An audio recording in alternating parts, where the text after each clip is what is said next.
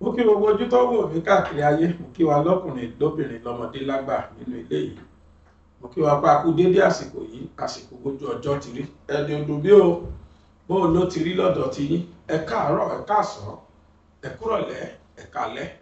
Ẹ kú dédé àsìkò tẹ́yin bá wà nígbà tẹ́ ń wò mí. Orí ìkànnì BGI náà lẹ́já sí Bàbá Gbàgede Ìmọ̀ TV lórí YouTube. Tá jẹ́ Gbàgede Ìmọ̀ Ògúntaláwìyí Adébáyọ̀ lórí Facebook. Àsìndẹ́ Gbàgede Ìmọ̀ _22 lórí TikTok.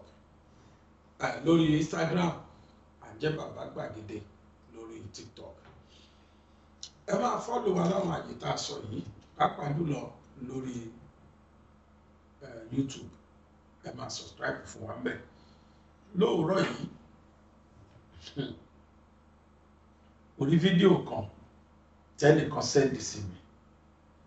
Ẹnìyàn jẹ́ kó yé mi pé gbogbo atótónu tí mò ń sọ láti on the 1st of this month tí ṣọjọ́ Tuesday tí mo ti ń justify lórí ìyà tí àwọn Fúlàní fi ń jẹ àwa tí a wà ní South. Fídíò yẹn kọ́kọ́ touch mi nígbà tí mo rí lọ́dọ̀ ọ̀gá DSS. Báyẹn make àwọn statement kan tó surprise mi. Eléyìí fi acknowledge wa wípé ìjọba mọ̀ wípé àwọn Fúlàní ń dà wá láàmú. Because minister, head of parastatals, head of government organizations, gbogbo wọn represent government.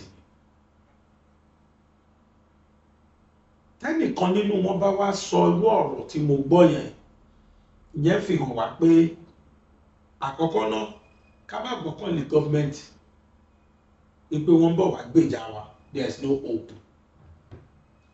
Secondly ni pé kó ní kálukú pa kítí mọ́ra. And I discovered that kí nǹkan tó ṣẹlẹ̀ lẹ́dún tó ṣẹlẹ̀, onímọ̀ yẹn ti sọ̀rọ̀ yẹn. Kí nǹkan tó ṣẹlẹ̀ lẹ́dún tó ṣẹlẹ̀ ló ti sọ̀rọ̀ yẹn. Tíjọba bá bù ṣe gàdà tó jẹ́ kó yé wa páwa kan wà nínú citizen Nàìjíríà tí ká má retí ìjọba pé wọ́n máa wá ràn wá lọ́wọ́ lórí ètò ààbò.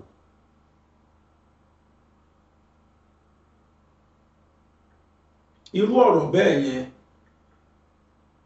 ó ti fún àwa ọmọ ìlú ní power of attorney láti dágbọ́n tó bá ń wà. Arákùnrin yẹn sọ pé oníkálukú ni kó lọ pa kítí mọ́ra o. Oníkálukú ni kó ṣe tó ń pè ní self defense. Pé torí kì í ṣe gbogbo wa làwọn military lè gbèjà o. Kì í ṣe gbogbo wa lójú gọ́fìmẹ̀ntì fẹ́ ká o. Kì í ṣe gbogbo wa ni ìjọba lè ràn lọ́wọ́ lórí ètò ààbò. Láti mú gbọ́rọ̀ yẹn,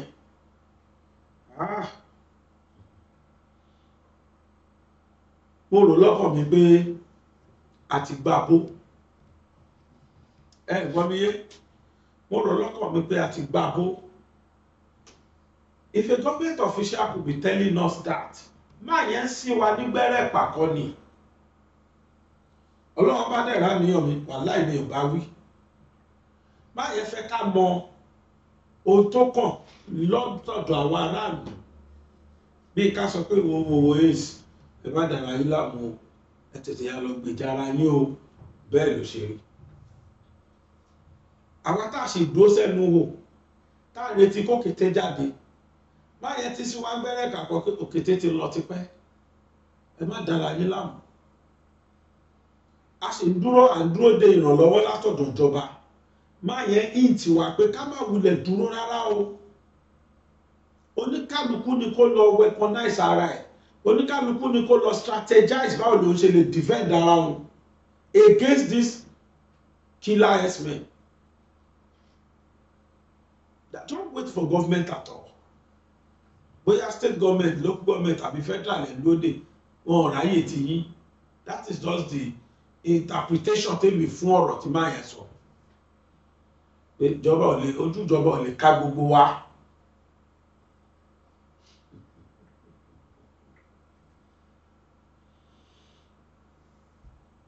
Bẹ́ẹ̀ ojú ìjọba ká Fúlàní tí ìkọ̀kọ̀ bá ṣe wọ́n tí wọ́n bá ti halẹ̀ báyìí ìjọba náà àti máa sáré bẹ̀rù. Mo retí cultivator tán fún gọ́fìmẹ̀ntì pé káwọn tuntun fẹ́ pa ọdún mo ti rí oríṣiríṣi videos tó ti gbé placard tó ti sọ pé àwọn ready àwọn máa destroy everything.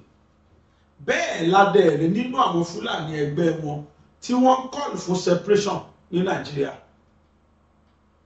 Kọ́ pín Nàìjíríà tán because it's no more working àwọn northerners ní ìmọ̀ bóyá àwọn Haúsá àdúgbò àwọn bẹ̀tà ó dàgbà Haúsá náà kọ́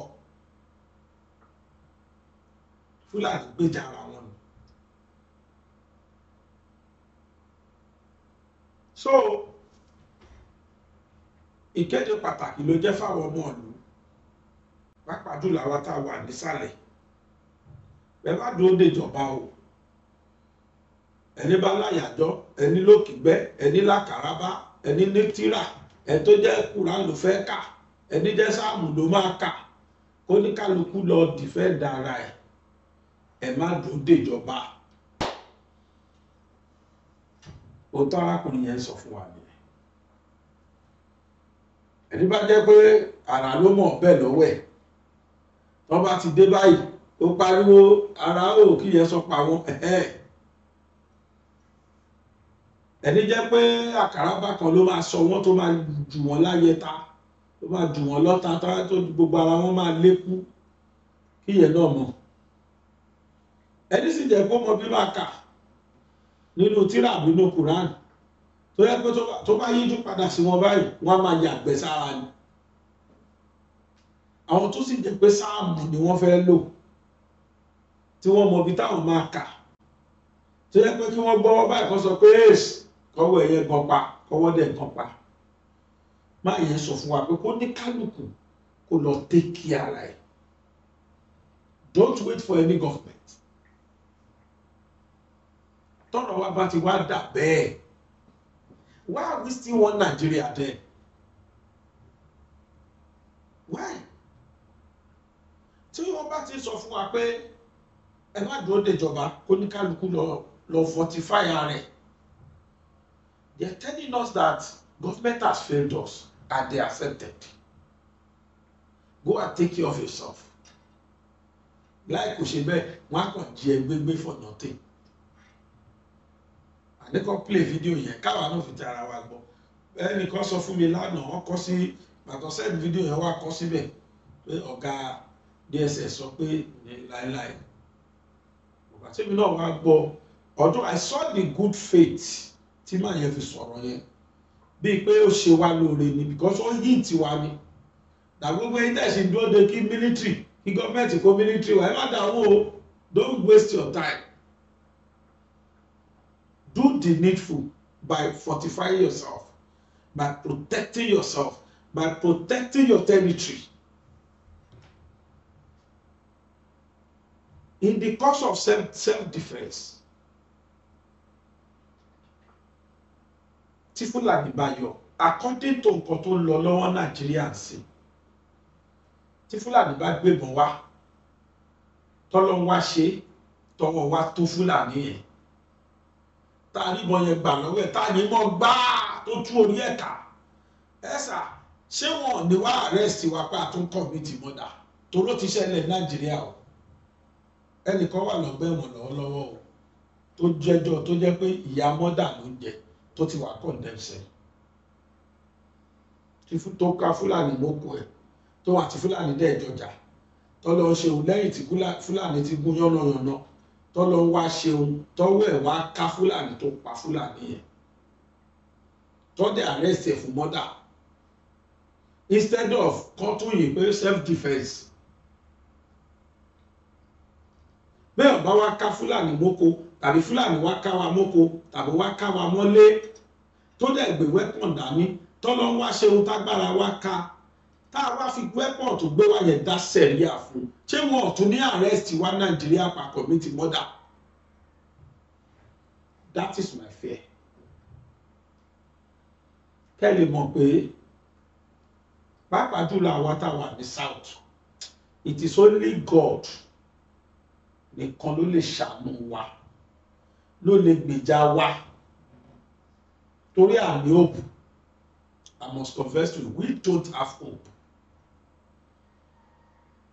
Hope kan ṣo tá a ní kábàlà lágbára wa in fact àgbẹ̀ tí wọ́n bá bí ire àgbẹ̀ tó bá tó bẹ́ẹ̀ ẹ gbogbo tútà fúlàní yẹn pa lóko kágbẹ̀ kan wá lọ́ra dánmọ́lé kó wá fi fleet oko round ṣe bóko ẹ̀ ní tó fowó ẹ̀ dá in order to do self defence fóko yẹn in order to protect that oko kó lè rẹ́rìn jẹ kó wá lọ fi dánmọ́lé sínú oko kí fúlàní kan wá fi gbogbo ìgboro sílẹ̀ kó fi gbogbo olúgbò wheat sílẹ̀ wheat lè mímọ̀ tí wọ́n máa ń jẹ àwọn koríko tí ò wúlò kí fúlàní wá filẹ̀ kó wá kó àwọn ẹnu ẹ̀dẹ̀ bíbà wá sóko olóko tó lóko dákalẹ̀ pẹ̀lú àgbo àtowó kẹ́rọ fúlàní wá jẹ gbogbo oko yẹn kí gbogbo wá kú lọ bíbà kí fúlàní wá lọ police station lọ report àwọn ọlọ́pàá láwọn àwa arrested tó lóko dábì wa tó ń pè fún self defence mo sọ yìí o in tó ṣẹlẹ̀ sí oní self defence lẹ́yìn tó bá ṣe self defence in tó ṣẹlẹ̀ sí ni mo sọ yìí I'm talking from experience practical example mo sọ wọ́n gbọ́kọ wọ́n gbéyàwó wọ́n tún gbàbúrò ọkọ wọ́n ní pẹ́pẹ́sẹ́ ó ṣe fi oko ẹ̀ tí ẹran máa wá jẹ oko àwọn ẹran yẹn kú lọ bìbà wọ́n dẹ̀ wà wọ́n wá arrested tó lóko. The level of injustice in this country ó ti wà too alarming too alarming. So this is high time for us now to call a spade, to face the reality. Everybody now, the whole regions, the synergy is no more working. The whole region in Nigeria, we all knew, we all knows, we have all seen it, we are all clamoring that synergy, one Nigeria, is no more working. Àwọn ìjọba wa dẹ̀ ló jẹ̀bi, wàhálà àwọn ìjọba ló jẹ̀bi. Tí Nàìjíríà bá pín lénìí, ẹ jẹ́ ká gbogbo àwọn tó ti ṣọ̀jọba lé wa lórí rí pàápàá jùlọ láti 1985 látàyè Babangida wá sílẹ̀ ẹ jẹ́ ká blame gbogbo wọn structure wọn tó wrong ló dissolve Nigeria. It wasn't bad as this before. We've always been seeing ourselves as ọmọ ìyá tẹ́lẹ̀. But as soon as something bẹ̀rẹ̀ sí ní protect integrity Fulani, wọ́n bà Nàìjíríà jẹ́ fúnra wọn. As soon as something rí Fulani as the head over every other tribe, wọ́n ti bà Nàìjíríà jẹ́ láti gbà ẹ́. As soon as wọ́n ti ń adore Fulani at the detriment of other regions, nǹkan ò rọgbọ mọ́ Nàìjíríà. Kódà àwọn Hausa, they are complaining. Agbọ́ kan tí bàbá yẹn sọ pé ká fortify ara wa, ká máa ṣe tán pé self defence, kò ní kálukú má kàn do endlessly, ká máa retí pé government intervention, yes. But tá a bá ṣe, are we safe? Tá a bá ṣe tó bá result sí ikú Fúlàní, tàbó fún wọn ní permanent injury ṣé wọn ò ní padà wá arrest wa bí ìdẹ̀rù gbọ́ burú nínú ká máa ní Fúlàní tó ń pọ́nìṣì wa fún ẹ̀ṣẹ̀ tá a ṣẹ̀ nílẹ̀ bàbá wa kéèyàn wá tẹ́ Yorùbá ní súnsọ̀rùn tó bá súnkò kiri ayíjú padà búyàn jẹ ìjọba gbogbo ló níṣẹ́ ṣe state local government àti federal wọ́n níṣẹ́ ṣe káwọn náà òròrí kí wọ́n bá kọ́ gbọ́ pé àwọn èèyàn listen to them gbogbo àwọn ẹni tó ní wọ́n kó lẹ́dọ̀ yẹn tẹ́ ẹ bá pa wọ́n ẹ ṣẹ̀ Ọlọ́run tẹ́ ẹ bá jù wọ́n sẹ́wọ̀n ẹ jẹ̀bi Ọlọ́run èyí kọ́ ló ti ń pariwo lẹ́dọ̀ èyí kọ́ ní south east ti ń pariwo èyí kọ́ ní south west ti ń pariwo what have you people done to it? Those guys might be innocent. I'll talk about 16 years. They might be innocent. But it's as a result of bad attitude that wọ́n ló kó bá wọn tí wọ́n ló lọ́rọ̀ sọ̀rọ̀ pàpàdodo. In order to stop such occurrence, government need to act fast. Government need to act fast. Tinubu táwọn èèyàn ti ẹwọ́rù bàbá tàfi ọ̀wà lánàá tó jẹ gbogbo okú ẹ̀ ẹni ẹlẹ́ni ó ti kó ire ó ti dé ó ti fi pamọ́ síbi tó fi pamọ́ sí open that kó di dọ́jà kó máa kó àwọn oṣù ìlọ máa tà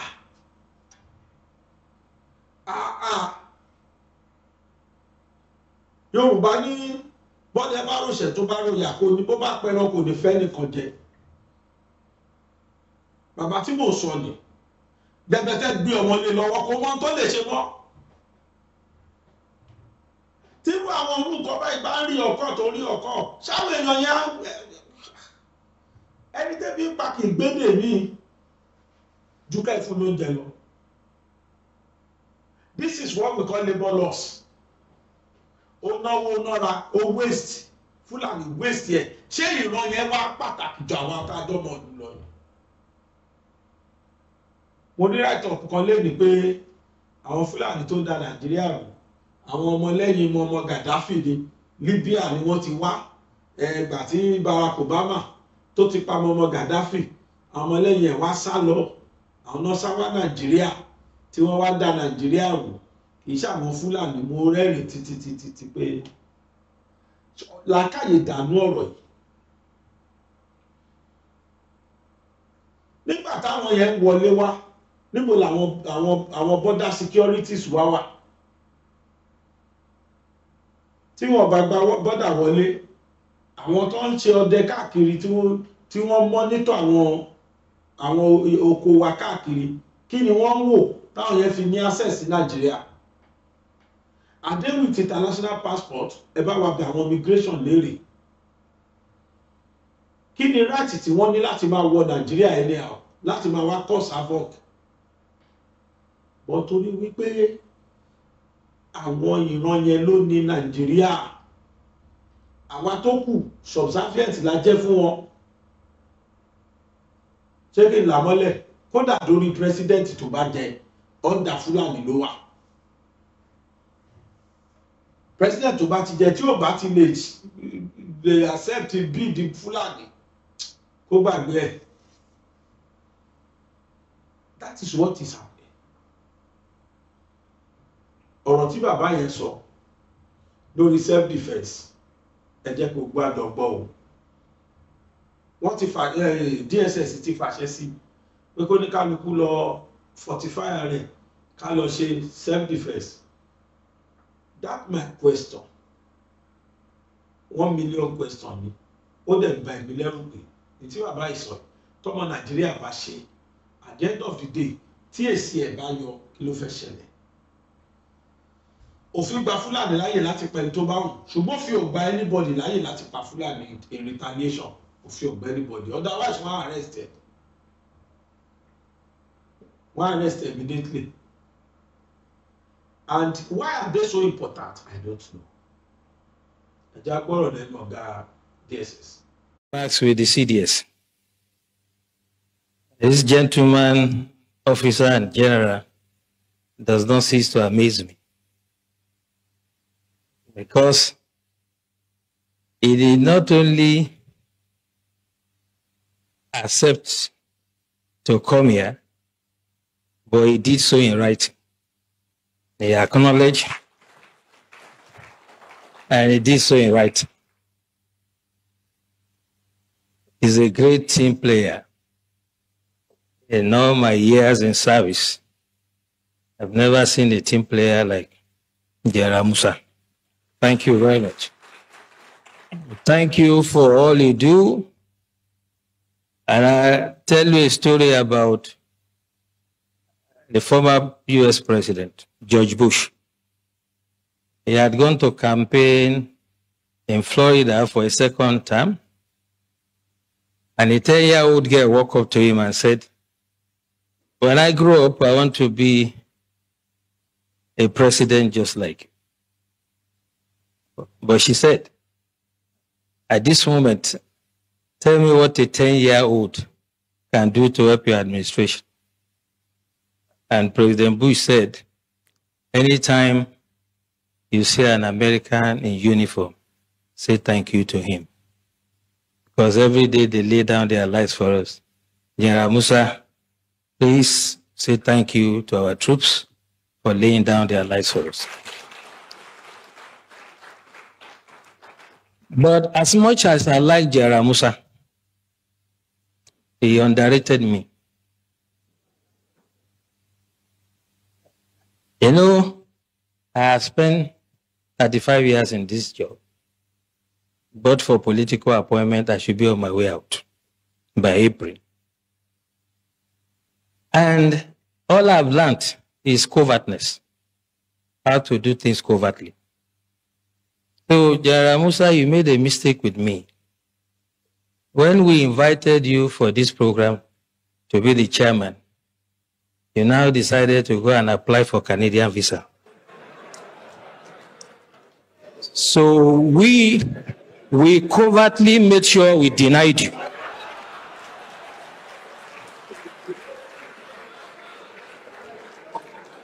So, my dear General, next time when you hear of DSS, and under a leadership like mine, who has swag in doing the job, don't underrate us. So when you live here, you can see me, you get your Canadians. We wanted you to be here, so you couldn't have been in Vancouver.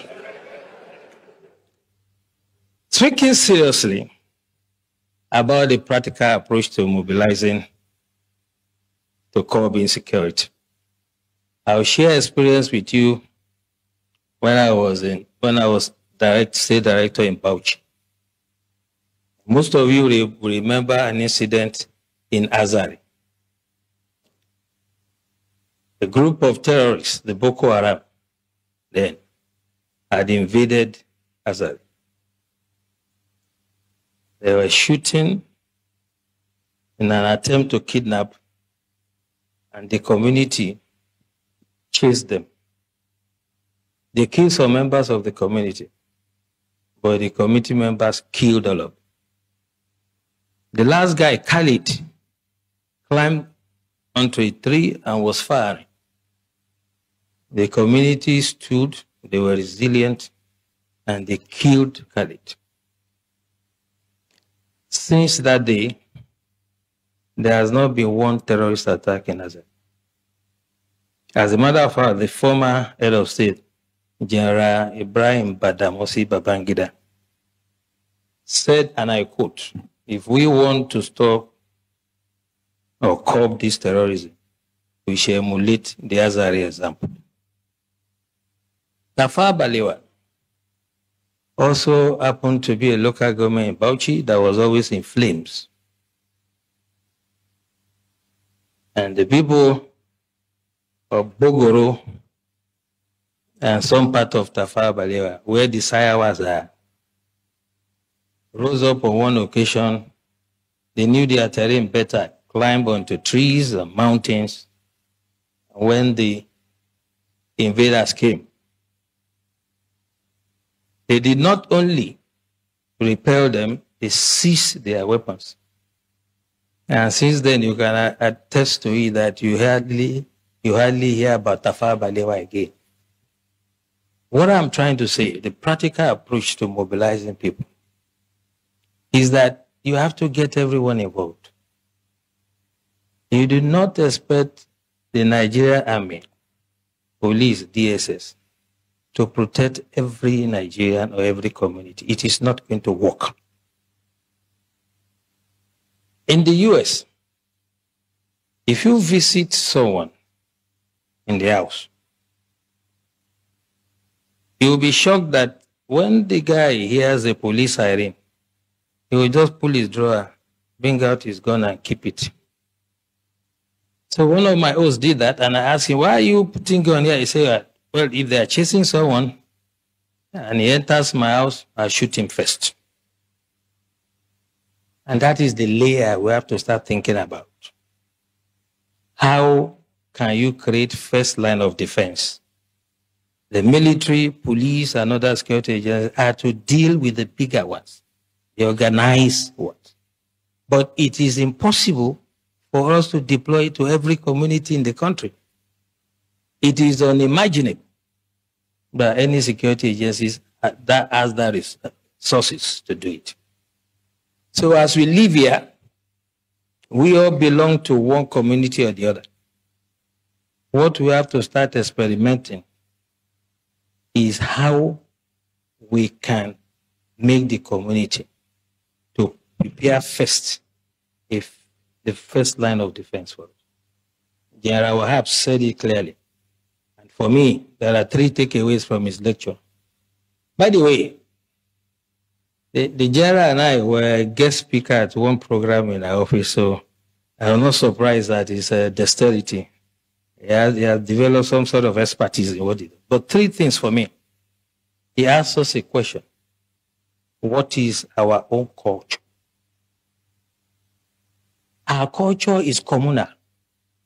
We do things together. Festival together. Ceremonies together. Wedding ceremony, whatever. So why can't we fight some miscreants, some charlatans among us together? The community should say, you cannot come here. This is what Tafawa Balewa has done. If you go to that community to attack them, you'll be sorry for yourself. I challenge anybody to try it.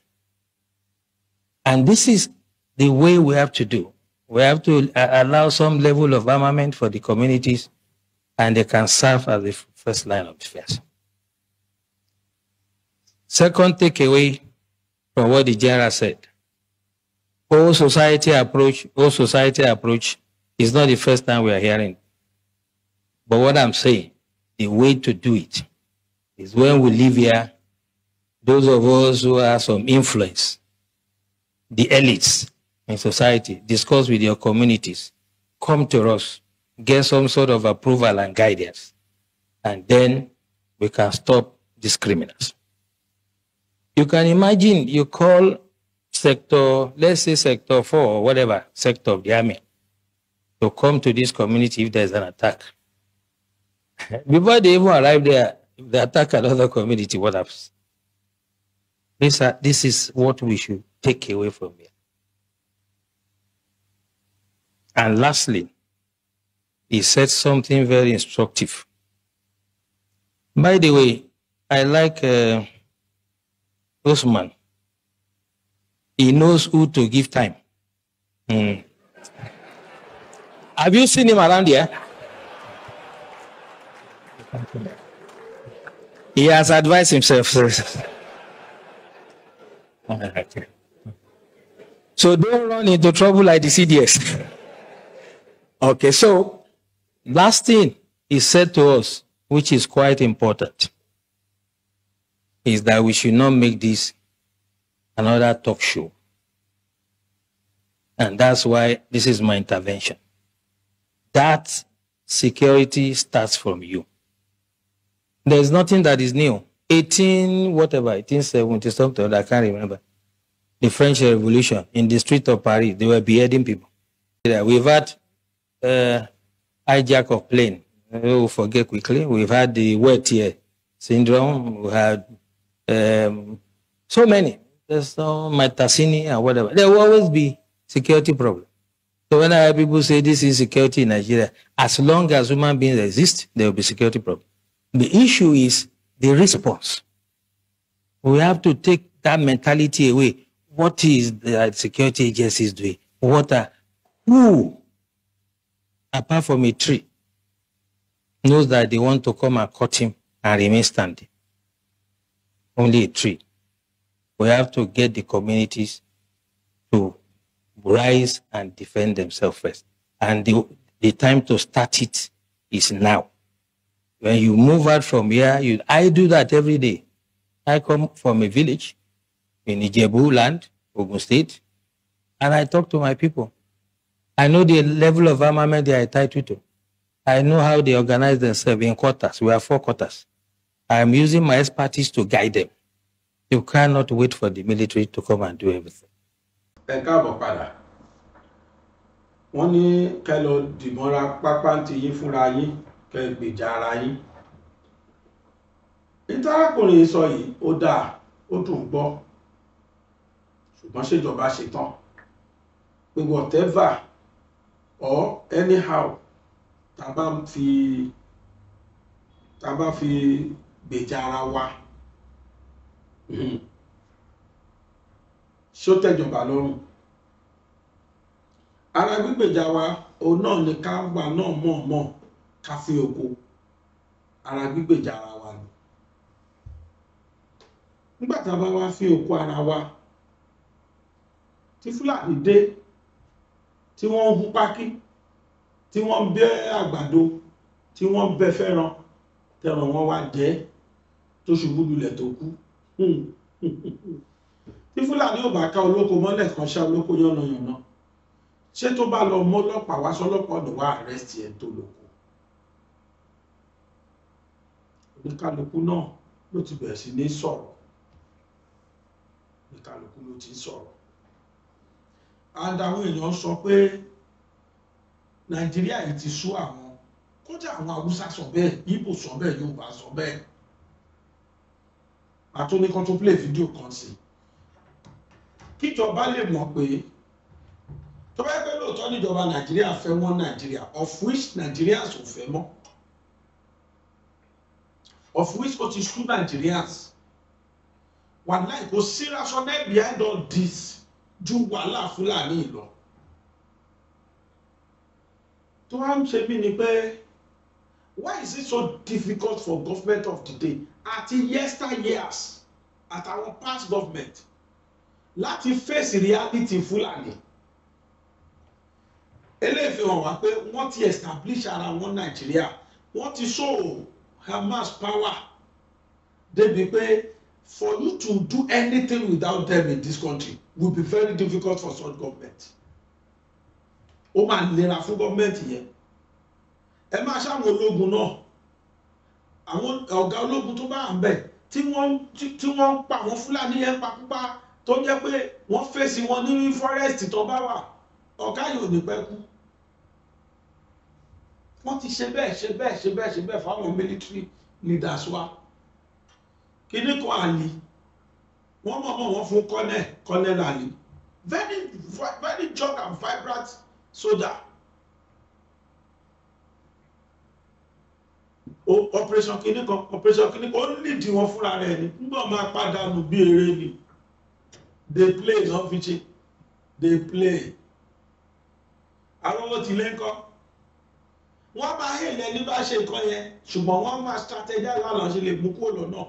Ó fi hàn wá pé nínú ìjọba kọ̀ọ̀kan làwọn arábì ní ẹni lẹ́yìn. And that is why they are very difficult to defeat. That is why it is very difficult to defeat them. Because wọ́n lẹ́yìn wọ́n ní root nínú ìjọba. Kò sí ìjọba tó dé tí wọ́n lẹ́yìn ọ̀bẹ. Sáwọn nìkan náà dá 100 million, 150 million tó ń gbà lọ́wọ́ àwọn èèyàn. Sáwọn nìkan náà dá pín. Àwọn tó máa ṣe rẹ̀ má jẹ́ sọ̀rọ̀. Ọ̀rọ̀ wa ti dọ̀rọ̀ ká ká máa ṣẹ́pù ọ̀rọ̀ ká máa ṣẹ́nu pó sọ̀rọ̀. Nínú kí Fúlàní jíyàn gbé kí security wà àwọn kan du billionaire sí ni. Torí bá ṣe ń le tó la location ṣe máa dọ́dọ̀ tí wọ́n tó. Ìlú tá a wà yìí àfikún ló ń ṣàmúlò.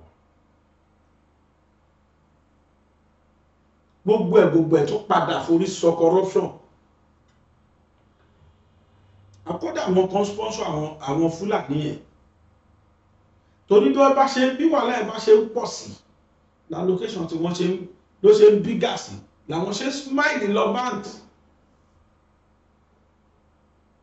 Làwọn ṣe smile lọ bank.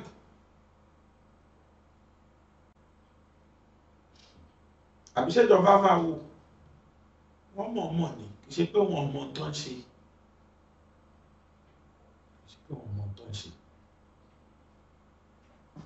But everybody ló ti conclude.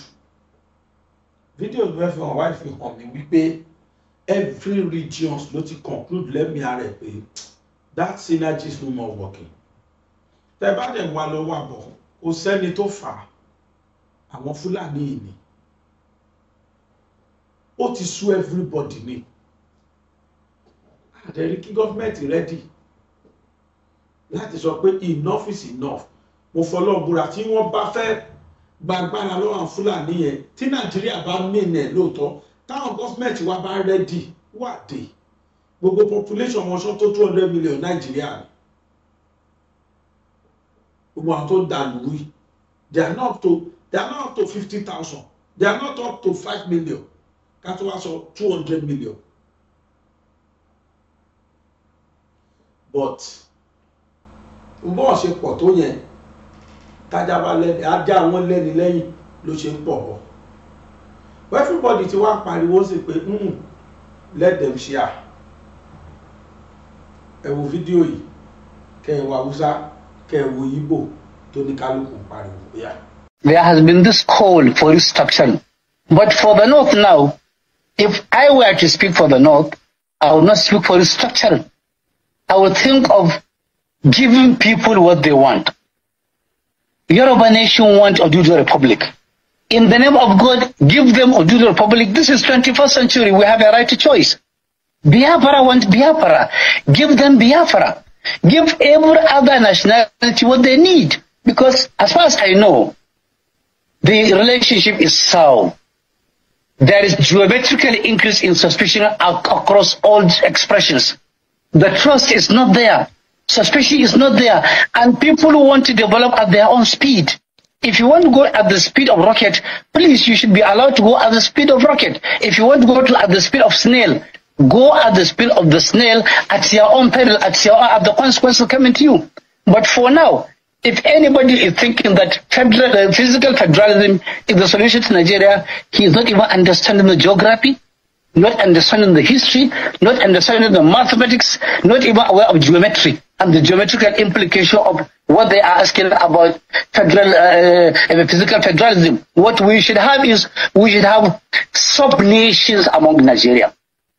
Let every region get what it wants. Short of this, our children, our grandchildren will abuse us because we are going to leave behind for them a cancerous, that will defy every chemotherapy. Nigeria is not a united country, despite all the pretenses. We are not South since 1914. It has not changed.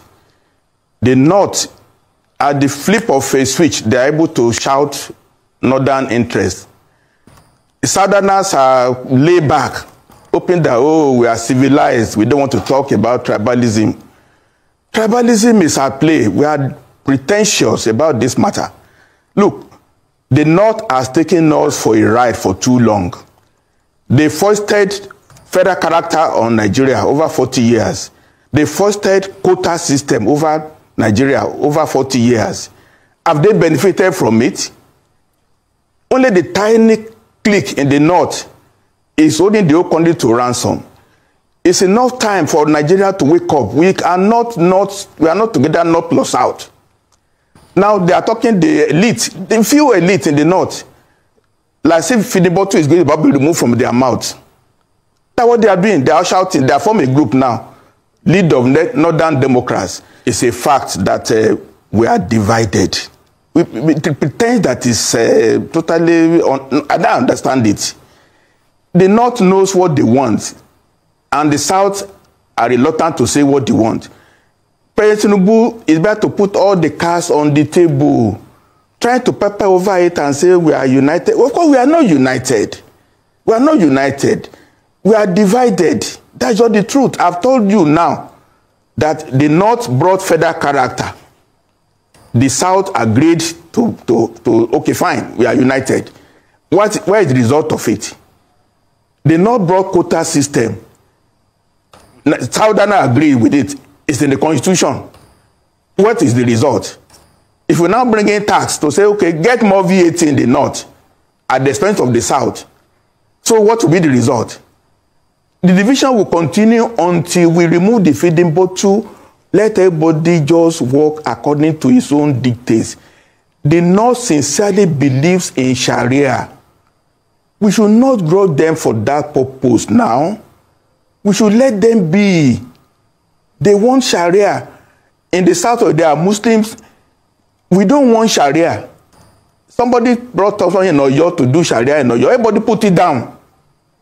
The Muslims in the South don't want Sharia. So why are we pretending? In the Southeast, some few Muslims, but they don't want Sharia. Let's accept who we are. Let's accept reality so that we'll not stop talking and talking and talking and motion without movement. That's what it is.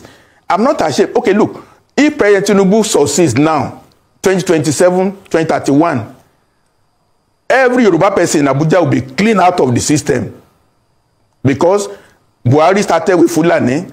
He is doing Yoruba now. Let the Igbos come.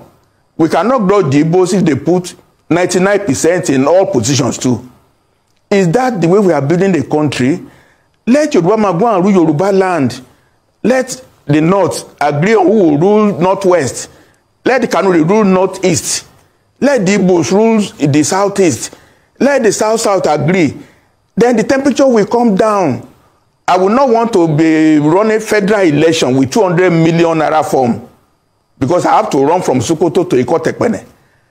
I will campaign as a premier of Western region where people know me and I know them. I know what they want. The Southwest want to bring all Yorubas who are Japan, bring them back to Nigeria. Nigeria is too hostile for the Yorubas now. Nigeria is a poisoned environment for Yoruba because we invested in education so much and we have lost all the human beings. They are developing other societies. The North will not care less. How many doctors do they have in United States? How many doctors do they have in Europe? These are facts and put on the table now. I don't need to sugarcoat anything at all. We are divided. Let's just accept it. It's no fight. It's no war. The North will come up on their own. We will respect each other. But this matter of trying to play some games, President Tinubu is better. In fact, if he runs only one term and he brings this temperature down, his name will go down in history. But if he does not do anything in the next 6 months about restructuring, and he goes to use all the money to run election in 2027 and he wins, and then what? Yorubas will become endangered in the political system because once he leaves, then Nigeria is not safe for Yoruba again. We cannot continue the way we are now. Absolutely. Things have to change. And the earlier the change comes about, the better. People from the east here, they are clamoring for their own country, which is Biafra. And they have their own reason for doing so. And you cannot ignore it. And that is why you see a lot of unrest in the east here. You go to Imo State, the residents there, they don't sleep in the night. You go to Anambra State, the case is as peculiar as the one before. So even in Ebonyi State, you have cases of insecurity, criminality, So when you see all these things happening, is because when the government of the day failed to do the needful. But people said they are not Biafrans. That is what you will say. If they say, just like people who are from Rivers here also, they are saying they are not Biafrans as well. Yeah. But if Nigeria want to test their resolve, let them put them into test. We organize referendum for them. May they share the country. I'm a Yoruba Republic. Oduduwa Republic. So may Nigeria divide Oduduwa go their way? Yes. People go their way. Everybody, so that we know where the problem came from. Is that the solution to Nigeria? They say may Nigeria divide, you support? It's better, I support. So if Nigeria divide now, which part you belong? I belong to Oduduwa. Oduduwa? Yes. So is that the solution to Nigeria problem, right? It is too high. We no get better leaders. All our leaders, they are confused us. The palliative, 2.something billions. Where is the money? Why the palliative? So I want even though anything can come outside. I want. Welcome back to Local Journal, my people. Every day for inside this country, Nigerians, they clamor for division, and everybody won't go on their own. Everybody won't do their own region, and everybody want the division of this country based on the suffering where they for inside this country now, and also based on the injustice where they go on for inside this country. The Igbos, they clamor for Biafra Republic. The Yorubas, they clamor for Oduduwa Nation. The Niger Deltans, they clamor for Niger Delta Republic. The Middle Belt, they talk say they want it on their own as well. And going by this submission where they go on like this, plenty region no one make Nigeria remain as one entity at all. And this one, they make us they talk say make them divide this country so that everybody go fit go in way. I don't know why our leaders they find it difficult to divide this country, because if the country is not working, if the unity of this country is not working, make them test the division of this country so that everybody go dey inside their own region and make them see if the country go work or not. Better still, if they don't want to divide the country, make we go back to regional government so that everybody go enter in own region, so that everybody go take care of their own region. Just like we don't hear others talk say they want the division of this country. Plenty people don't chook mouth inside the matter too, and then talk say they want the division of this country. Ìlú Ẹ̀gbá máa bí títí bàbá gbàgede mọ́ máa sílé àwòṣe fìlà dá mẹ́nu nù. Ṣèbórí tó bá máa dáde inú agogo dẹni gbọ́rùn tó bá máa lè jìgbà lẹ̀kẹ̀ inú agogo dẹni gbé. Orí tó bá máa kọ́lé alárinrin kò ní kọ́lé àbẹ̀rẹ̀wọ̀ bíi tèkùtì alihamudulilayi ní bàbá gbàgede mọ̀ ń ṣe o. Alhaji Sabur Adébáyọ̀ Aláwìyí ọmọ bàbá tíṣà lábẹ́kúta tí gbogbo yín mọ̀ sí bàbá gbàgede ìmọ̀. Aláṣẹ àtolùdarí iléeṣẹ́ BGI TV. Wípé gbogbo ènìyàn síbi ayẹyẹ ìṣílẹ̀ tuntun wọn tí yóò wáyé ní ọjọ́ kọkàndínlọ́gbọ̀n oṣù kẹrin ọdún 2025. Ọjọ́ Sátidé àbámẹ́ta ní o Saturday 19th April of 2025. Níbi tí àwọn ọ̀tọ̀kùlú lóríṣiríṣi yóò ti wà níkàlẹ̀ títí kó àwọn ọba aládé gbogbo. Aṣọ àǹkárá wà nílẹ̀ fún títà fún gbogbo ẹ̀yin olólùfẹ́ bàbá gbàgede ìmọ̀ pátápátá. Ra àǹkárá kan tún gbẹ̀bùn. Àǹkárá ọ̀pá mẹ́fà 6,000 naira, ọ̀pá mẹ́rin 4,000 naira. Ayẹyẹ ìṣílẹ̀ yìí yóò máa wáyé ní ilé tuntun bàbá gbàgede ìmọ̀ villa tó wà ní Kípẹ́ Ìdí-Òrì, iléeṣẹ́ àwo Abẹ́òkúta. Ayẹyẹ ti bẹ̀rẹ̀ látago 10 òwúrọ̀. Ibi tá a ti jẹ tá a yòó tá a mu tá a tún dì lọ́lé. April 19 ní o April 19 2025. Ní bàbá gbàgede ìmọ̀ òṣìlẹ̀. Wọ́n ẹ̀kúnrẹ́rẹ́ àlàyé àbí ìbéèrè lórí aṣọ àǹkárá rírà. Ẹ pè sórí ẹ̀rọ ìbánisọ̀rọ̀ yìí 081 30 67 23 61 081 30 67 23 61. Bàbá gbàgede ìmọ̀ ló ń wí pé ìrí akárí o. Mo ní báwọn kan tún ṣe ń padà dé wá wo sálẹ̀ mi. Wọ́n ò wá wé ẹ̀ bá a fẹ́ ṣe kankan. Ẹnìkan pè mí lánàá náà àwọn tó ṣe padà dé tí wọ́n mọ̀ pé mo ti dé. Àná ni wọ́n ṣe wo fídíò mi for the first time. Ẹni yẹn wá pè mí pé kò yé òun gbọ́ aṣọ, òun gbọ́ kíní kò yé òun, kí ló ṣẹlẹ̀ mo ṣe wá ṣàlàyé. Màá tún ṣàlàyé generally báyìí. On the 19 lágbára Ọlọ́run mo fẹ́ sílé. Àdúrà yín gbà lé mi lórí, mo ṣàkọlé kékeré kan. Aṣàkọṣá kan ṣàmọ̀ pa àwa náà ṣàkọ kankan ká má sí kọ́kọ́rọ́ kú. Ọlọ́run kọ̀ ìkan fáwa náà. Àwẹ̀rẹ̀ wọn bí ilé èkúté bó ṣe wù kó jẹ́. Wọ́n ní bí ọwọ́ èkú bá ṣe mọ náà ni ìtẹ́ ṣe mọ. Bí èkú mi ṣe mọ ni ìtẹ́ mi ṣe mọ. Aṣàdúpẹ́ àwa fẹ́ ṣí afẹ́ fi dúpẹ́ fọlọ́run. Afẹ́ kó àwọn èèyàn lẹ́nu jọ láti fi dúpẹ́ fọlọ́run bá. Àǹkárá tá a mú olè ń wò yẹn 6,000 lọ́pàá mẹ́fà 4,000 lọ́pàá mẹ́rin. Àwọn èèyàn ti ra lọ kódà ní ọjọ́ yẹn mo kàn fẹ́ sí gbẹ́rẹ́ papọ̀ yìí tẹ́ ẹ fẹ́ wá tẹ́ wò pé kò ní ìdí kí n má raṣọ lọ́jọ́ yẹn ẹ máa feel inferior o ọlọ́wọ́n bá mọ̀ èèyàn máa feel inferior and another hint ni pé the last set ni mo lọ rà náà lọ rà níjẹta yẹn lágbára lọ mi ò rò pé mo máa tún wẹ́ àwọn kan ti sọ wípé kódà di ókọ̀ọ̀sẹ̀ kan làwọn èèyàn máa béèrè aṣọ tábà ló ti tán kọ́ tábà ló ti tán kọ́ àwọn ẹni ẹlẹ́ni tí wọ́n ń dà láàmú lọ máa raṣọ yẹn ẹlẹ́ẹ̀kẹfà the 6th set náà ti lọ rà wá yẹn ó ti tó bẹ́ẹ̀ ẹni tí ó bá wọṣọ yẹn jọ yẹn ó lè wà but you feel inferior like seriously I'm saying the truth olùdí rate táwọn èèyàn fi raṣọ yẹn mọ̀ kọ́ máa kó dàbí tẹ̀ plan láti tó máa ṣọ àwọn èèyàn mi ló sọ pé no orúkọ bá máa máa ṣọ ni wọ́n dẹ̀ mú then okay let me promote it òjìrè táwọn èèyàn fi jà lọ́jọ́ yẹn lágbára ọlọ́run èyí tẹ́ jẹ́ fans bàbá gbàgede mọ̀ mo dìdí create àyè kan lọ́tọ̀ ni bàbá gbàgede mọ̀ fans ìbí ni kò wọ́n jókòó special place mo create fún wọn tí gbogbo bá wọṣọ dádì mọ́mì tó jẹ́ ilẹ̀ kan lẹ́ẹ̀wọ̀ ẹ̀ fílẹ̀ o èló ní 4,000 èló 6,000 ó tá fi ṣoge ọlọ́run ní fi hàn wá mo sọ́ọ̀sì kó tó di paṣọ yẹn tán tó bá ti tán mi rẹ́dí láti rà mímọ́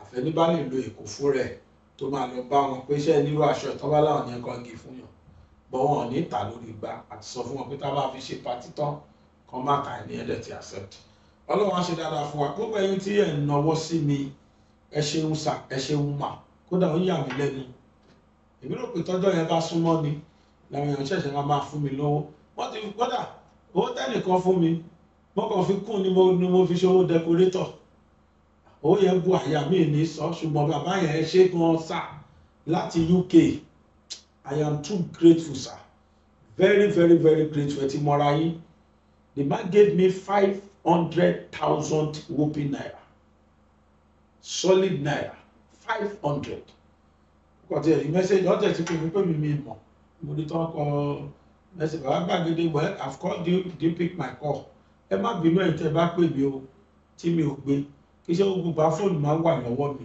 ẹ má bínú sá ẹ má bínú ma wọ́n dẹ̀ kọ́ bẹ́ẹ̀ pé I need your account dẹ̀ send ẹ̀ gbogbo ẹlọ́kọ̀ mi gbówó aṣọ náà fẹ́ rà the next thing I saw was a whole 500,000 half a million jẹ́ mo pariwo láàárọ̀ ìwòsàn yìí mo kàn pé decorator ni èdè ló pọ̀ owó ẹ̀mí ẹ̀ báyìí mo kàn fowó kún ní bá ẹ̀yà venue yẹn decorate ẹ̀ fún mi kó ṣe bí hall ẹ ṣe ń bọ́ sàdádì wa láti Amẹ́ríkà àbíbo ní Maryland ìbá Amẹ́ríkà ní Maryland dádì wa láti Maryland ẹ ṣe wo ẹ ṣe gan mo dúpẹ́ sà I am just too grateful sir thank you very very very much àwọn míì náà ti fún mi ní tí ó tó bẹ́ẹ̀ mo appreciate gbogbo yín mọ́mí mi gbogbo gbà Mr and Mrs ẹni ọlọ́run mọ̀ thank you very much láti US kódà àwọn ẹni yẹn àwọn gilẹ́yìn ọgbà mi nìyẹn ẹ ṣé mo dúpẹ́ sá ẹ ṣé mo dúpẹ́ máa o thank you very very very much oníkálukú yìí tẹ́ ti endorse pàtí yẹn ṣe now fún ẹ̀yin tẹ́ wọ́n advertise lọ́dọ̀ wa a fẹ́ ṣe flex àwa fẹ́ lo logo gbogbo ẹ̀yin tẹ́ fẹ́ advertise àtẹ̀yin tẹ́ tí advertise tẹ́lẹ̀ ẹ pè mí tẹ́ bá ní interest ẹ pè nọ́mbà mi bá display nọ́mbà mi ká fi ṣe flex as sponsor flex ẹni wọ́n máa ń gbé sẹ́yìn ibì kan táwọn èèyàn máa fi ya fọ́tò a tún fẹ́ fi polówó gbogbo àwọn customers wa ẹni tó bá ní interest call my number ẹni tó bá ní interest call my number kẹ́ jẹ́ kí n mọ̀ ká lè fi logo yín sínú flex yẹn gbogbo ẹni tó bá wá bẹ̀ máa gbọ́ nípa company yín thank you very much ṣé ẹ ti gbọ́ kódà tàbá fi dídì ọmọ yíbò yẹn ni bí oníkálùkù ti bá tiẹ̀ lọ ní kò sí nǹkan tó ń ṣàpèyàn kò sí nǹkan tó ń ṣàpèyàn jù pé wọ́n fẹ́ ìgbésí ayé wọ́n fẹ́ ìgbé ayé rọrùn wọ́n fẹ́ ìgbé ayé káwọn lè sùn báyìí kan má lè díjú nígbà tí Fúlàní tó ti graduate débi pé wọ́n kanlẹ̀kùn àwọn èèyàn gbé àwọn èèyàn jáde lólè tẹ́lẹ̀ pọ́nrọ̀ yẹn ti worst Abdulmukni tí gbogbo yín bá mi dáwó fún, woman tí wọ́n gbé lọ́dọ̀ ẹ̀ àtọkọ woman yẹn àtọ̀hún wọ́n kọlẹ̀kùn gbé wọn nù lé ní wọn kì í ṣe lúgbó náà ti ká wọn mọ́, wọ́n ń sùn lọ́wọ́ báyìí, Fúlàní dẹ̀ lọ́bẹ̀ lọ gbé wọn. Ṣé ní pé ọ̀rọ̀ yẹn ti kọjá bẹ́ẹ̀ Nàìjíríà? Ṣé wá yẹ kó rí bẹ́ẹ̀? Everybody now ló jẹ́ pé ọ̀rọ̀ yẹn ti sú, ọ̀rọ̀ yẹn ti sú everybody.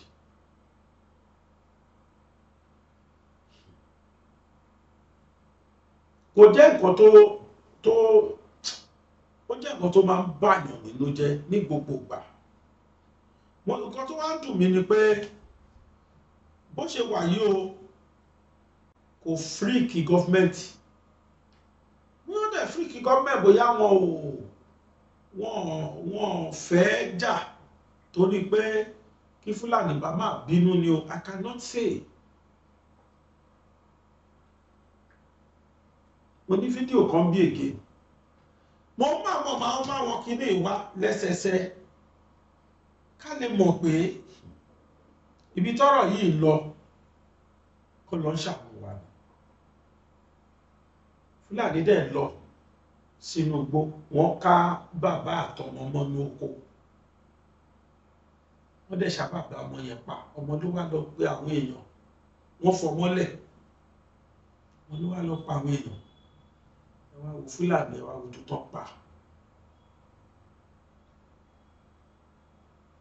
Ẹnìkan wá narrate, ìyẹn wá ní kán wọ́n wá record bó ṣe ń pèfà pé ìkòkù bàbá yẹn. Irú bàbá yẹn bá lè fẹ́ rí justice, ta ló fẹ́ fún justice? Ó kú gbé ni, wọ́n pa gbé ni. Àwọn tó ń fún gọ́ọ̀mẹ̀ntì Nàìjíríà lọ tẹ̀mẹ́tọ́ọ̀mù.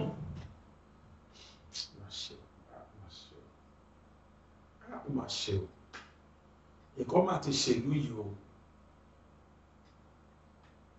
I don't know when we get here. How do we get here? When and how? I don't know. Bá a ṣe dé ibi tá a wà yóò yé mi. Kò dẹ̀ sí nǹkan méjì, àjẹbánu olóṣèlú ló fà á. Àjẹbánu olóṣèlú ló fà á, ló sọ wá dà bẹ́ẹ̀. Wàláì ló fà á. Ẹ wo bàbá yẹn. All right, this is Ubuluku, you know. For the past few months now, Fulani herdsmen have taken over our land, our community, and they kidnap and they kill our sons and daughters. So this is just part of it. Unfortunately, this man is a security man, is a vigilante man. He was kidnapped, him, the wife, and 2 children. And ẹ wo orú yẹn ṣe ó dáa, wọ́n sọ òkò ìbànújẹ́ sínú fámìlì yẹn, Fúlàní dẹ̀ pa ẹni yẹn gbé, kò sí tó fẹ́ ṣẹlẹ̀ sí. Bẹ́ẹ̀ lọ police station, you just waste your time. Wọ́n láwọn investigate in the next 1 year. No culprit. Kódà kí wọ́n rẹ̀ tó ṣiṣẹ́ yẹn, kódà kẹ́ẹ̀fà ẹni tó ṣiṣẹ́ yẹn báyìí lọ́lọ́pàá lọ́wọ́.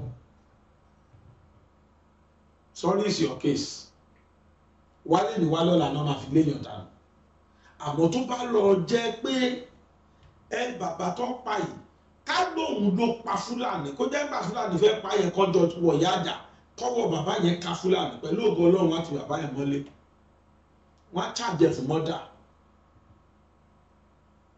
Kò wá yé mi o. Kò yé mi o. Ó ní kan sọ pé gbégúngún bá lé ẹ ò gbọ́dọ̀ dúró. So nísìn bí Fúlàní bá lé ẹ ò gbọ́dọ̀ dúró torí bó bá pa àwọn ọ̀daràn, bó bá pẹ́ ọpa ẹgbẹ́. Bọ́rọ̀ Nàìjíríà ṣe rí sí nìyẹn. Tó o bá pa wọ́n ọ̀daràn, be ready to be charged for murder case. If kan gbébọn wá ká ẹ mọ́lé báyìí, tó jẹ́ kì í sí ìbọn yẹn ló gbà lọ́wọ́ wọn tó yin wọ́n pa, ó ti dáràn. Ní Nàìjíríà tá a wà sí. So they are first class citizens.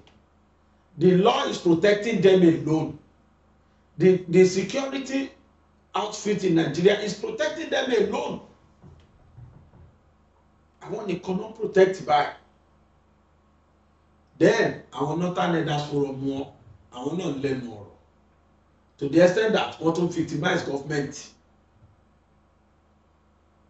Wọ́n tún victimize government. Wọ́n ti ń pariwo kiri sí tí wọ́n ti tàwọn àṣẹ bá pé àwọn lọ destroy Edo, wọ́n á ṣe lóòótọ́ o.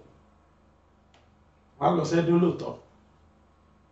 Kódà kó má yà wá lẹ́nu pé wọ́n á tó rọ́lọ́pàá tó máa gáìdì wọn lọ síbẹ̀. Àfi káwọn ará Edo bọ́sítà kan dọ̀bálẹ̀ báyìí. Ẹ̀yin ọ̀gá wẹ̀ má bínú sáà. Kọ́ dẹ̀ try àwọn ẹni tó sọ yẹn ní public. My question now is that ṣé Fúlàní tó ti ń pa kúkúrú pa gúngún bọ̀ láti jọ yìí ṣé ẹ máa lọ arrest àwọn náà tẹ máa try wọn publicly? Ṣé máa lọ try wọn publicly? So this is nínú law wọ́n máa sọ pé before a law kó tó lè refer sí as law kó tó di constitution kó tó di anything there must be equality. It must bind on every citizen. But our own law, there is no equality. Some are bigger than our laws in Nigeria. Yes. Níjọ́ kìíní àná tó kúta panẹ̀, wọ́n ránṣẹ́ sí Babangida kí ló sọ fún wọn lóòótọ́ ni I'm above Nigeria law. Kò lè sí tán ṣe sí. Wọ́n ṣe celebrate láìpẹ́ yìí. Yes now. Because it's from colonial masters clan láti north ló ti wá. Àwọn colonial master wa ni. So bí Fúlàní bá lé ẹ má dúró ní o lọ́rọ̀ tá a wà ìmọ̀ báyìí o. Àfẹ́mi orí bá tako tán bá ti dé gbàkámú wọ́n dé nìyẹn. Sábà fọwọ́ kan kódà kan máa yìnyàn bọ̀ kódà kẹ́ rí bọ̀ wọn kó jábọ́ ẹ mú fún wọn pé ọ̀gá wa ẹgbẹ́ máa yìn lọ. Ibi tó ọ̀rọ̀ wa dé Nàìjíríà sí nìyẹn. Kó fẹ́ yìnbọn yẹn pààyàn báyìí kí ìbọn yẹn wá jábọ́ má yìn fún o. Bó bá yìn fún pẹ́rẹ́ wá sọ ẹ́ sí court dẹ́psẹ̀lì o. Tètè mú fún padà ẹ̀sà ẹgbà ó yá mo ti gbára dúró. Bí a bá rọ̀ wá dé Nàìjíríà nìyẹn o. When beggar dies, no comment sin. See. Tí ṣiṣẹ́ bá di elégbò gbọ́dọ̀ mẹ́fẹ́. Ó lọ̀rọ̀ wá Nàìjíríà sí. Torí tí kì bá ṣe bẹ́ẹ̀, à ń fojú ara wa ní tútàn Fúlàní ìpa every day. Yet, látòrí agbófinró lórí àwọn tá a pèlú lórí ẹ̀yìn wọn náà wà. Torí pé wọ́n ti wedge power yẹn too much. Àwọn tó ń dúnkokò mọ́ president of the day. Èkó lè lọ sẹ́kọ̀tà tí wàá ti ṣe bíìdì wa tí wàá ti ṣe nǹkan tá a fẹ́. He will not go for the big power gangan nìkan ní Nigerians. Ìyẹn náà yà bẹ̀rù. Gọ́ọ̀mẹ̀ntì tó bá ń bẹ̀ náà yà bẹ̀rù. Ẹ̀yin colonial master ẹ̀yin ọ̀gá wọn ẹ má bínú. Ẹ̀yà lọ ṣe báyìí àyà sáré ṣe. Bí nǹkan bá ṣẹlẹ̀ lù wọn wá ti sáré lọ bẹ̀ wá lọ fún wọn ní nǹkan. Bàbá fẹ́ pàgbọ́ ẹ̀rántí tó lọ ṣe ní Ọ̀wọ̀ church. Ẹ̀mọ èèyàn tó pàdánù ní Ọ̀wọ̀ church. Ẹni mélòó náà wá arrest? Fúlàní mélòó ni wọ́n torí ẹ̀ kó? Wọ́n pa gbogbo àwọn ènìyàn wọ́n pa wọ́n gbé. Wákìlì tí wọ́n mú àti wákìlì láti 2021 ta ló mọ̀ bí tí wákìlì wà ta ló mọ̀ bí tẹ́jọ́ ẹ̀kú sí bẹ́ẹ̀ tó bá jẹ́ Yorùbá ni wọ́n ti condemn to death by hanging. Mo mọ̀ máa mú àwọn instances wa ká lè mọ ìyàtọ̀ láàrin wa àti Fúlàní ká lè mọ̀ pé they are now the new colonial master. Slave trade ẹlẹ́ẹ̀kejì la wà yìí modern slave trade. Wọ́n ti enslave wa already. Kò sí tó kàn pé lè bàbá yín lẹ́wà. Ẹ ṣáà ti bá gbé oko. Tóbi bá dẹ̀ ń pa wọ́n tán nídìí kó harvest part of the body wọ́n á wọlé lọ wọ́n á lọ jítọ̀ gbé wọ́n á dẹ̀ máa gbé lọ kò tẹ̀ sí jíjí gbé mọ́ ẹ má lo jíjí gbé mọ́ wọ́n á lọ gbé ẹ̀wọ̀n pé náà bá kẹ́dì yẹn sínú àgbò tẹ́dì yẹn dẹ̀ ń wò jẹ kó kàn ṣí àgbò yẹn kó kàn mú tòun ní ó lọ pa nìyẹn kò síjọba tó máa bá ṣẹjọ́ bẹ́ẹ̀ là ń da nísìn lọ́wọ́ Fúlàní ní Nàìjíríà adìyẹ inú àgbò tó ń mú tó wù wọ́n ṣe Ọlọ́run má jẹ́ ká kú sọ́wọ́ wọn ojoojúmọ́ ni máa ń ṣe ládùúgbò àwọn Ọlọ́run tó orí mi omi ò lágbára o má jẹ́ kó sọ́wọ́ Fúlàní náà ẹ̀kan kidnap mi o láti ṣe ládùúgbò àti àlọ́ náà tí o nílẹ̀ bàbá wa lẹ̀ Yorùbá báwọn Yorùbá bá wá láwọn fẹ́ pín ṣé wọn ò wá justify ẹ wo fídíò tá a wò tán yẹn ṣe é gbọ́ bí ọmọ Yíbò yẹn ṣe ń foró inú sọ̀rọ̀ ẹ kú bàbá tá a kọ́ bá tó kọ́kọ́ ìtàfíṣẹ́ gbọ́n díẹ̀ náà sọ Yíbò yẹn ní I don't even need to tell you my tribe before we know the truth you don't need to ask for my tribe because if I tell you they will say torí pé ọmọ Yíbò ni ta ni ò ti sú ta ni ò mọ̀ lẹ́yìn àwọn tó wà nípò òṣèlú nìkan nígbà tí ẹni ẹlẹ́ni bá yá owó gbọ́múlé láńtà tẹ́ni ẹlẹ́ni lọ yá bank loan tó lọ fi dá oko ọ̀rẹ́ mi kan wà ní UK gbogbo tó lọ sí òtítọ́ 2 years wá pè mí láìpẹ́ yìí kí bóun wá ilẹ̀ òun fẹ́ dáko mo lóò jókòó ààrẹ jẹ́jẹ́ ó rọra mú owó ẹ̀ kó lọ fi ṣe nǹkan tó dáa ní jẹ́jẹ́ má dàmọ́rùn oko ó fẹ́ dáko bójú ẹ̀fọ́ ìdí ẹ̀ dìnà ó gbogbo tó ṣẹlẹ̀ gbogbo ẹ bá ṣe fáìtò ló ṣe máa attract Fúlàní tó ó fẹ́ dáko fáwọn màálù tó máa jẹ́ tá a tó ní kálukú bá wá ń sá bẹ́ẹ̀ ìgbà wo ni èèyàn ò ní mú and that is their target. That is their plan. Wọ́n fẹ́ kí èèyàn yẹn mú gbogbo ìran south tọ̀ pátá. Ẹni ebi bá ti ń pa already, tẹ́ bá ti ń bá yọjà, ebi ní kẹ́ fi pa. Ẹ máa ṣẹ́gun ẹ̀ naturally. Ní tó fẹ́ achieve bọ́ nìyẹn.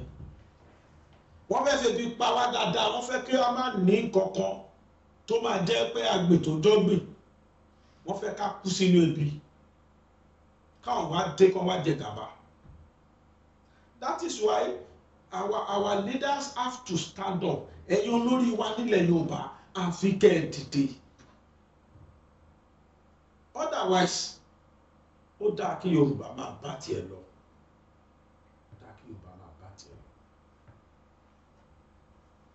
Èsì nìyẹn fẹ́mi látọ̀dọ̀ tèmi fún bàbá tó sọ pé ká lọ practice self defence.